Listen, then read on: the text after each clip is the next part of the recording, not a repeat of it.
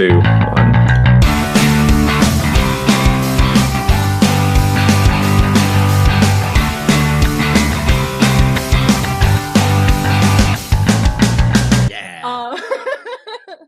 Hey everybody, welcome to another episode of On Beat Off Script. I am Brandito. I am joined here by my friend Mel here and co-host. And today we're going to be talking about new music. That's kind of what we do around here. We talk about new music as it's coming out. We got a pretty hot docket coming out. We got 6 fresh singles. Artists like Luke Combs coming in here. We got a little bit of country going right off the hop. Sombr with their first single after being nominated for New Artist of the Year, so I was pretty pumped to see that. A little Bleachers, hooray. Everybody's excited to get some more Jack Antonoff, so that's fun. And a little Central Cee, which I was a really big fan of Can't Rush Greatness, so I was excited to see that on here. And then for albums, we have Chet Faker coming back out of hiatus after like 5 years really making music, which is a nice time, and also like back under the Chet Faker moniker, which is going to be kind of cool. We'll cover that. A little Silver Sun Pickups, been doing it for 26 years. So they've dropped a new album, so we're going to be covering that. And then we've got actually our first soundtrack we're ever really covering, with Charlie doing her Wuthering Heights soundtrack that we're going to be covering. But before we get into all of that business, Mel, how you doing? Good. Happy Valentine's Day. It is Valentine's Day at the time of this recording. That is It true. is. We're being all cute and stuff. Yeah, no, I'm good. Life's fine. Cool. You know. There you go. What have you been listening to? Yeah, so I have been really bad at listening to music this past week, other than the required listening. I know. I got really locked into an audiobook series, Ask for Andrea. If y'all are into true crime, it's really trippy. And so I've been binging the fuck out of that. So I have like nothing actual. I don't have anything musical to contribute to this part of our segment this crazy week. to me, I know. I've say. been binging these audiobooks like nonstop. Except for, I will say, like, our albums kind of reminded me to go back and, like, check out old Chet Faker and old Silver Sun Pickups, and I've been reignited as far as that goes. So I was, like, reintroduced to their old stuff, and it made me really happy. But, yeah, other than that, I've been really bad with music. Yeah, fair enough. No, honestly, it's been a little bit of a weird time for me, too. CD-wise, like, in my car, I also had a soundtrack for, like, seasons 1 through 4 of, like, Sons of Anarchy or something like that. It was just, I love that show. I just reach in and grab CDs, so that was just in the batch. Sick. And then the other one was, like, the greatest hits of Joe Walsh, which is great, but, like, it's still, like, a greatest hits album. It doesn't feel like a project, you know what I mean? Yeah. It's just a bunch of songs that I already know. So like it's more that's like a playlist, yeah, 100%. So like, I was a little bit like on the CDs, but a really cool new album that I just listened to that I did recommend to you before the show, Parader by Keaton Henson. That dropped in like mid-November last year. It's like in the range of Bon Iver, not quite as magnificent as Bon Iver was. But like right up your alley. I strongly recommend it if you like this kind of like really soft spoken, receded like folk with kind of an electronica background. Like it hits exactly all of those spots. I would strongly recommend it to anybody who enjoyed Sable Fable, like particularly if you've been paying attention to the podcast. But just if you're a folk listener, it has its more rocky elements, which I personally appreciate a lot with when it comes to, you know, folk music. I like to get a little bit more pulse going on with it. Has a little bit of that mixed into it. It was a really, really cool album. So that's where I've been on the music listening side of things. But yeah, unfortunately you don't have anything to contribute on the music because you're too busy reading books. I know. Not only am I reading a series, now I'm like listening to a series too. So it's too much books, man. I love books. Too many books. I'm a nerd. But let's not skip any time because it is Valentine's Day, and you know everybody's got a significant other to go and hang out with. Or if you don't, then you probably just want to ignore everybody that does and talks about it. So let's dive into the real meat and potatoes of everything. Singles, Mel. Hell yeah. Yeah, so like you said, we're starting off with some Yeehaw. We got Be By You by Luke Combs. We did cover Luke Combs back in October when he dropped Days Like These. But to refresh your memory, he's a country singer from North Carolina, best known for tracks like Beautiful Crazy, Forever After All, and his cover of Tracy Chapman's Fast Car.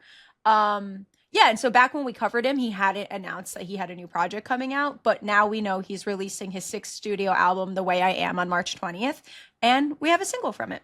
Yeah. So, Be By Cool. You. This is a very Valentine's Day It really is! single. Let's listen to some Be By You by Luke Combs. I can't leave your loving alone. Where you are is where I belong. Now I hope I ain't coming on too strong. Just wanna hold you close, baby. Kinda looks like you do too. I just wanna make love, wake up next to you, no makeup, baby. Nothing beats that view. I guess what it comes down to is I just wanna be by you.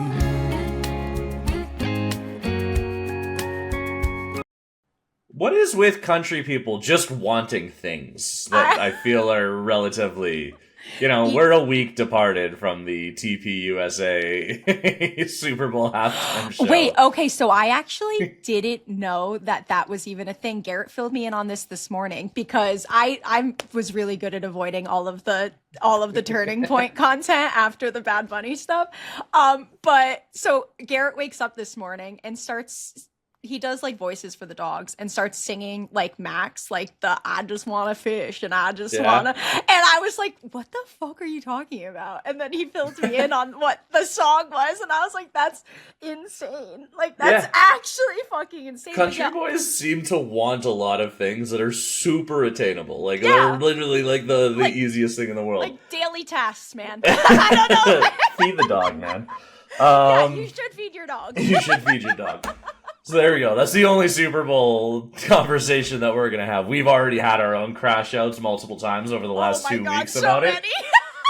So we'll move on past it. But back to Luke Combs. So this is obviously, it's a really sweet, soft boy country song. Mm-hmm. It's traditional. It slides more into kind of a pop country kind of sound.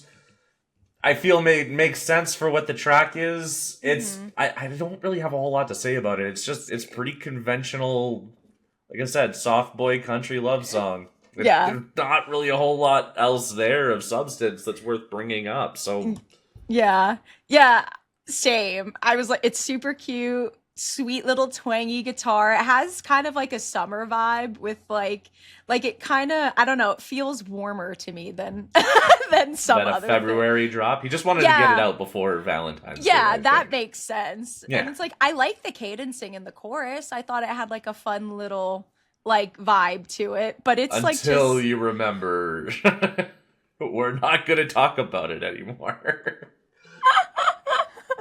but yeah, it's cute. I don't have anything else to say either. It's fine. It's so like prototypical like Hallmark card country song. Yeah. There's not really much more I can give it credit for. I gave this a 6.3. Oh, you're a little more generous than me because I think it's just like pretty perfectly mid. I gave it like a 5.5. Yeah. It's like it's not bad. I think it's sweeter. Like I said, I don't mind it being like a little bit more pop country. It's fine. But it's just kind of okay. There's not much to it. No. He's not giving us a lot of content. No, really wasn't. So I don't dislike it. It's just meh. Yeah. Yeah. I'm with you on that. Yeah. Moving on to more country though. We've got Ella Langley with Be Her. So we have lots of bees. So she's a rising country star from Alabama, known for her hit singles like You Look Like You Love Me and Weren't for the Wind. She blends country with southern rock and pop sounds and considers Stevie Nicks and Willie Nelson to be some of her biggest influences. She dropped out of college to relocate to Nashville in 2019 to focus on her music career. And, you know, everyone knows that the pandemic hit in 2020. So she switched her focus to TikTok and live streaming like so many people have done. So yeah, she teased her track If You Have To on TikTok, quickly went viral, and that led her to release her full version later. She gets a touring gig with Randy Houser in 2022. And then basically leads to her eventually releasing her debut studio album, Hungover, in August of 2024. And then last year, she received 8 nominations at the ACM Awards and 6 nominations, including New Artist of the Year at the CMA Awards. So it actually made her one of the most nominated musicians of the night there. And now she's gearing up to release her sophomore album, Dandelion, on April 10th. And yeah, this is her 3rd single from like teasing the release. So cool. Be her. Let's see what it's like to be her. She don't over embellish. If she says it, then it's true. I don't mean to sound jealous, but what could I do? 'Cause I just wanna be her so bad, it hurts so bad, it hurts so. I just wanna be her. I just wanna be her. I just wanna be her so bad, it hurts so bad, it hurts so. I just wanna be her. I just wanna be her. Don't want all this drama. Give me some real. Trading my heart to walk one in her heels. Take all my money, everything I have. I just wanna be her. Yeah, this was honestly like really cool. It's got that luxury pop sound that like I usually would like attach to like a Doja, like that kind of sound, like in the backtrack. Just like with like a little bit of mandolin and then her southern vocals. Like I actually think it works super well. It's a really, really cool genre blend that I like a lot. Like it's very like denim darling.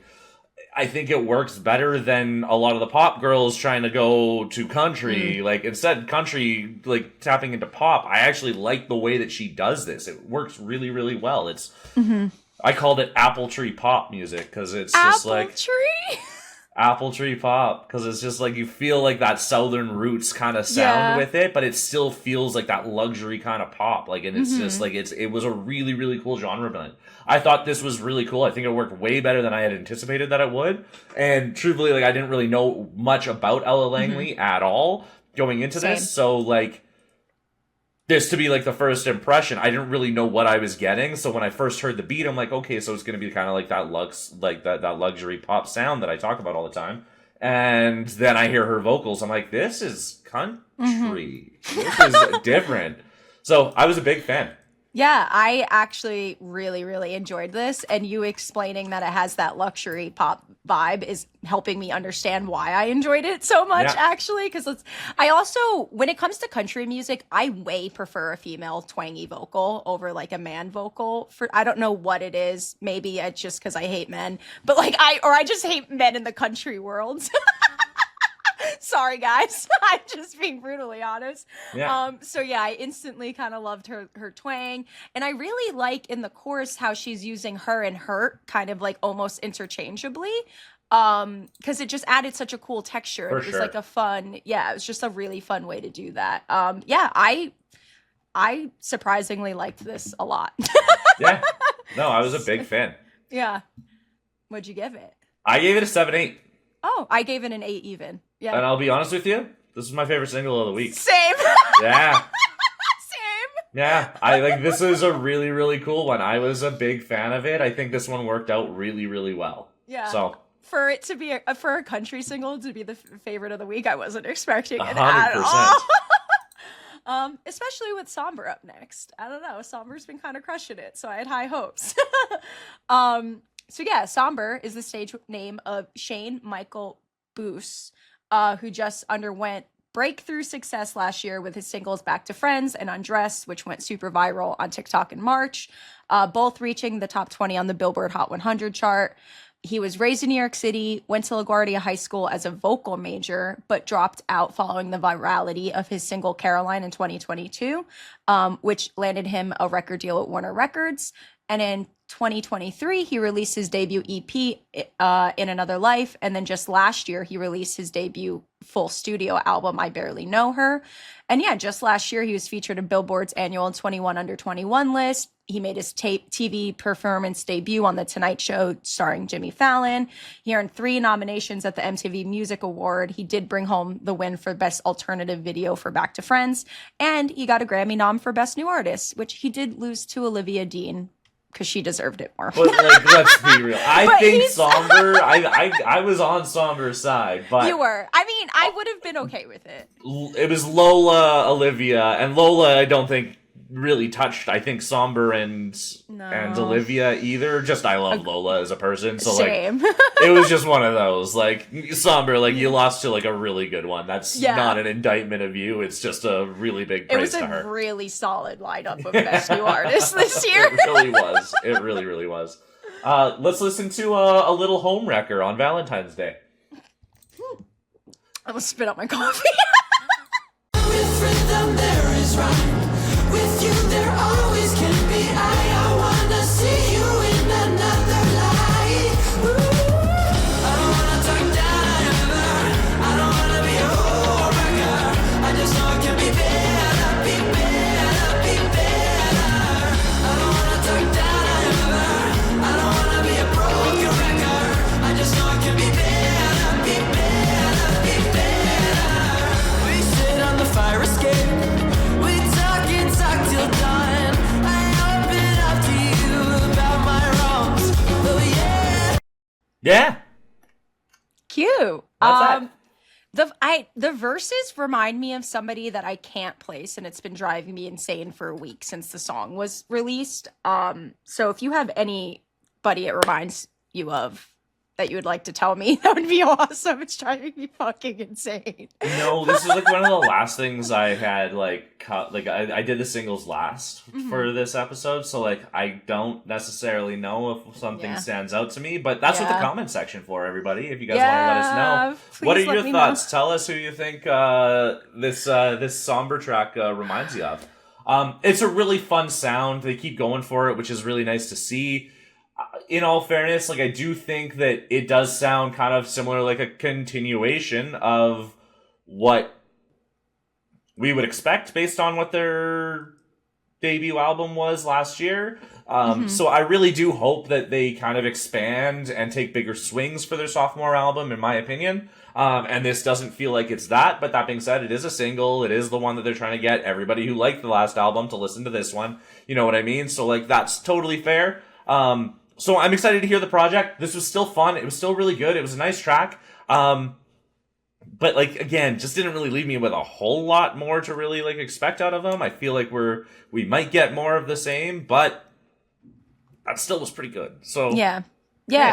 Oh, it's a little bop. My main note though is like he's such a little baby, so singing about being a homewrecker is just so funny to me. It's like, how many like married women are you trying to actually like ruin? I mean, I guess it doesn't have to be a married woman that you're wrecking in the life, but it just makes me feel like he's going after cougars.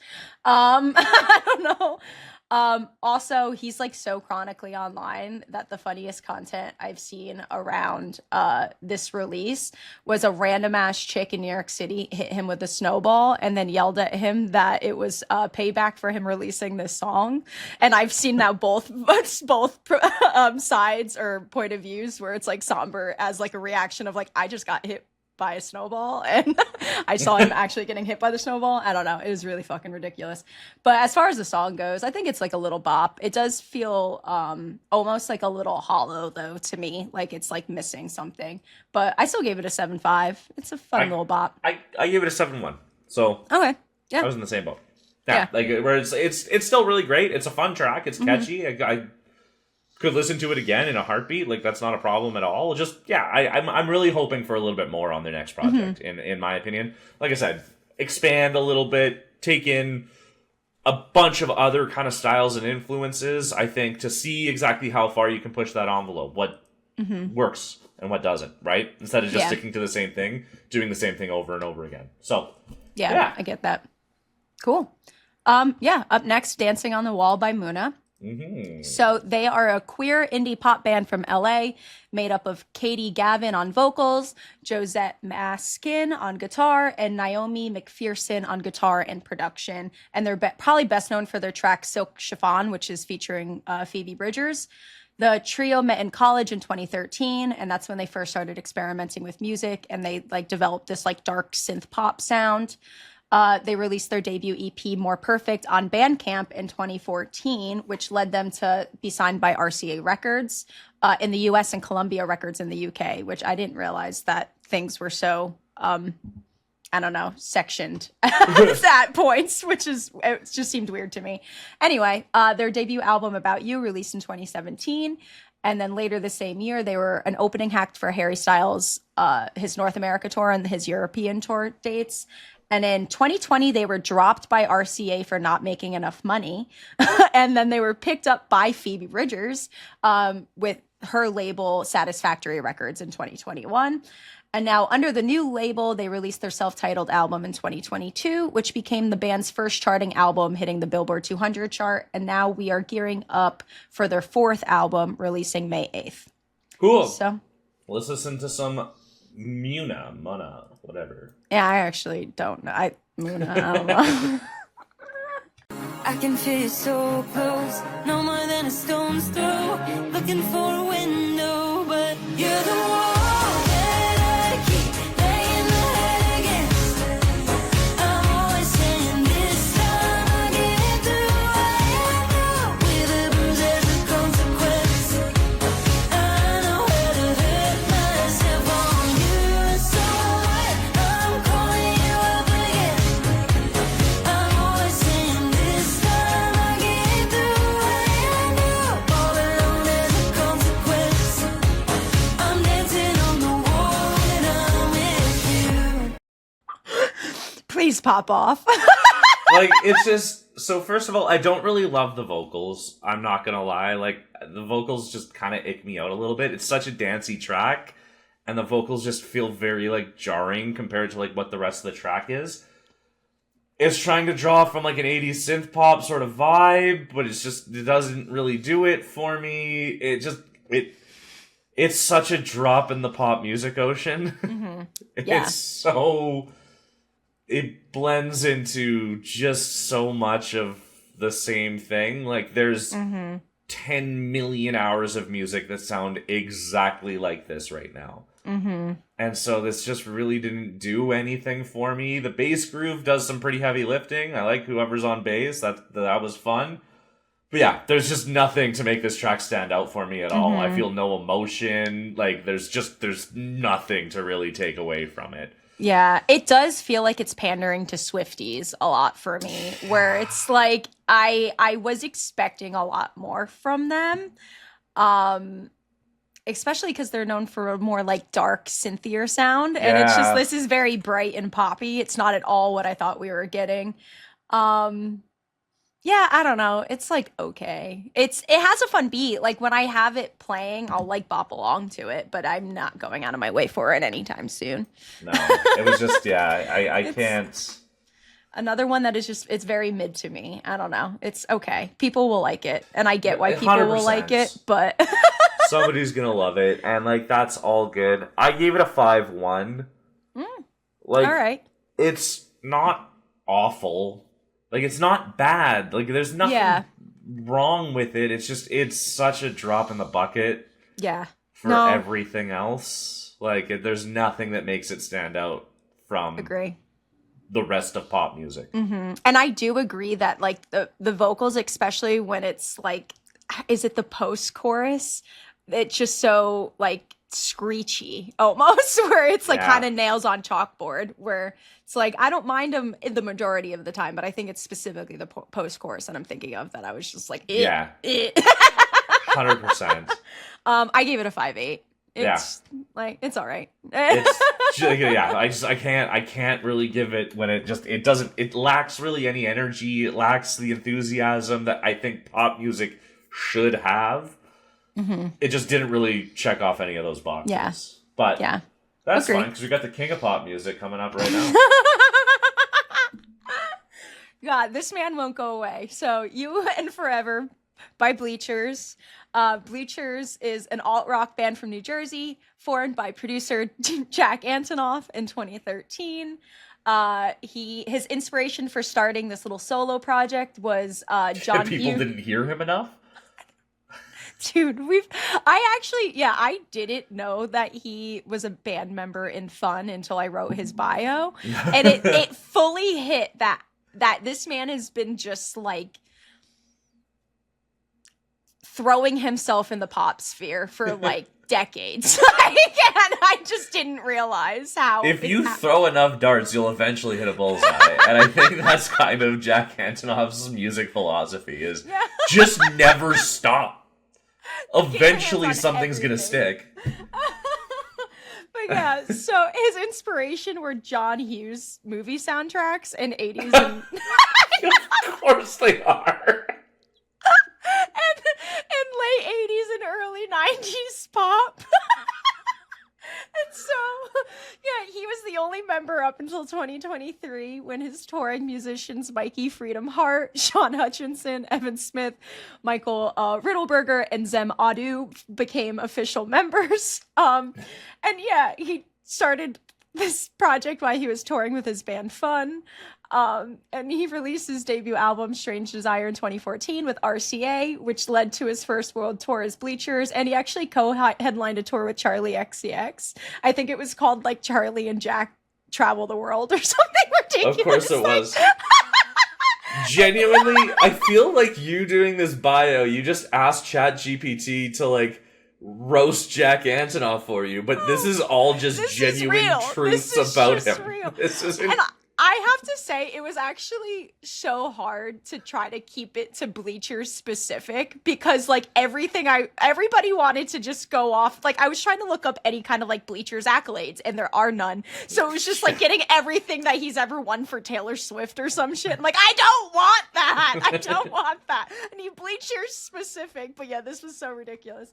And now we have the first single from his upcoming album, Everyone for 10 Minutes, which releases in May 22nd. Can't wait. I'm shaking here. Let's listen to You and Forever.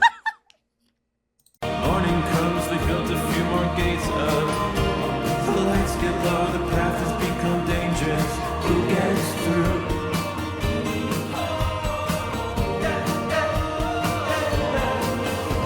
So damn the bastards call it out. Everyone they stop from doing just an inch of good. They hate themselves forevermore. It pays the hell, fuck everything that I've been told. Cause I just saw the heavens open up. And forever. Oh, darling, just you and forever. I just know he thought he ate so hard. Oh, you mean with the acapella rhythm? I liked it at the beginning. I thought they were going to change off of it at some point, but no, that presides the whole time. I didn't know it was Jack Antonoff in Bleachers. I'll be 100% hand on the Bible. I had no clue. So when I found out that it was Jack Antonoff, I was like, oh. Yeah. This is like I said, I thought it was eventually going to shift from most of the rhythm being that acapella over and over again. It doesn't. It keeps going. This is going to bang at a grade 9 grad. Some grade 9ers are going to think this is a very special song. I love that for them. For me, this is sure. Yeah, it's I pass. It's so tacky. It's so tacky. It's so, you know who would love it? Andy from The Office. He would be its #1 fan. It's hard to take seriously. As I was laughing the entire time during the clip. It's like worse than like a community college music department doing music in like a lot of ways. You know, like when they got separated out into a group with 4 other people and they like started doing their thing in the hallway and they're just like, oh, like I can get the echo in here. Like, you know what I mean? So ridiculous. Like, it's yeah. Again, it's gonna be really special to some preteens. Which, I mean, that's where he's made his entire career. Exactly. So, I was like the Swifties, man. everybody's got to make a buck, you know. So yeah, I don't know. All of these like adults pandering to high school students is really freaking me the fuck out, man. It's I would so really weird. like it to stop. Can we grow up, please? And it's so funny. Let Sombr pander to the children. He's only 20. Because then, like, when I realized that he's in Fun, when you texted me that, I'm like, yeah, you're right. Like, my high school grad, like, I remember, like, We Are Young was, like, straight up, like, the biggest chunk of, like, our graduation video. I'm like, this it all makes sense. He was some nights, right? Some nights we stay up. Yeah. Like, it's just... So, like, I know how you're like, maybe Jack Antonoff was doing all the heavy lifting for Taylor Swift. I'm taking all they that were back. just, like, toxic money-making machines for one another. They fit together like a two-piece jigsaw puzzle. I gave this a 3.5. Oh, wow. I love it. I'm going to give it a 4 or 5. I thought it was closer to, like, a little closer to mid. It was Not above brutal. mid, a little closer to mid. Like, No, I couldn't. the fact that I literally couldn't keep a straight face the entire time speaks volumes. It was bad, man. Anyway, are you ready for a culture shock here? We're switching to Central Cee with ICEMAN Freestyle. I saved him for last because the vibe just doesn't fit in anything that we've done today. So yeah, this is the stage name of Akil Neil Caesar Sue, a British rapper who first gained success in 2020 with his singles Day in the Life and Loading. He released his first mixtape in 2021, which debuted at number 2 on the UK albums chart, and he followed that up with his second mixtape, 23, which debuted at number 1. His debut studio album, Can't Rush Greatness, as you mentioned earlier, released 2025, only last year. That's actually wild. Becoming his second number 1 on the UK albums chart, and it debuted at number 9 on the Billboard 200, and that actually became the first top 10 UK rap album to ever hit the Billboard top 10. I said that already, in America. So now I'm repeating myself. And yeah, he most recently announced his second headlining tour and dropped the first single from his upcoming EP, All Roads Lead Home, releasing March 20th. Yeah, and I'm not a big grime rap guy, but Can't Rush Greatness was actually like a really, really rock solid. It's a little bit too long. It's a pretty conventional hip-hop album for that reason, like a lot of filler in between a lot of the really good stuff. But it was like... I would say, like, I liked 80% of that album. It was a really, really rock solid go. And I'm not a big UK grime rap guy. But yeah, let's listen to ICEMAN Freestyle. Born to be rich, but I came from rags. She don't believe that I come from dirt. Could take you back to the exact track. Tracks are still there, you will hear them purr. Give the green light to the gang, they'll crash. Ring the alarm, see everyone purr. Don't spare no one, even mums and dads. If I give the command, see everyone hurt. Where the fuck the function? Where the fuck is the function at? Pull up to your party when everyone burst. Came in a wagon and left in a serious hate for them boys, they boil my blood. My gang consists of loyalist tug. That bitch gotta go, she annoying as fuck. They're babies, throwing their toys at the pram. They're big men, but they still ain't grown up. If your aim is getting me down, good luck. We're alive and well and we're still on top. Sold out, but I still got more in stock. I don't see nobody else but us. If you wanna compete, put your best foot forward. I look forward to it. Cool. What are your thoughts, Mel? I liked it a lot more than I thought I was going to, actually. His vocals his vocals were satisfying to me. I don't know, maybe it's the accent though. I mean, that's a big part of what makes grime rap like really kind of as big as it is, but keep going.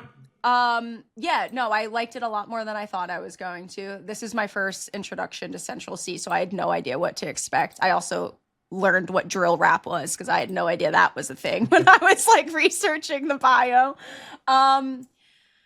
Yeah, and I was a big fan of like the way it all opened up. Like the instrumentals happening was, I thought it was just a really big vibe. It was kind of giving me like a why am I blanking on the name? A Berg High Berg. Why am I? It's a. Oh my god. Oh my god. Bergheim. Bergheim. I'm trying to think of the one single from the Berghain, the Rosa. Yeah. Okay. Yeah. Remember that? Like, obviously, it's not Berghain. That sounds right. I was like, it was it's something like that. I can't remember it off the top of my head. Yeah, but anyway, it was giving me that or whatever. Yeah. Yeah, but it was giving me like that kind of vibe, and I like how the instrumentals kind of stayed steady throughout the background. Yeah, I don't know. It kind of drags for me a little bit, but the pacing is like fast enough to keep me engaged. Yeah. Like I said, I'm not a big UK grime rap guy, so like I'll have a little bit of bias that's going to be impossible not to inject into this.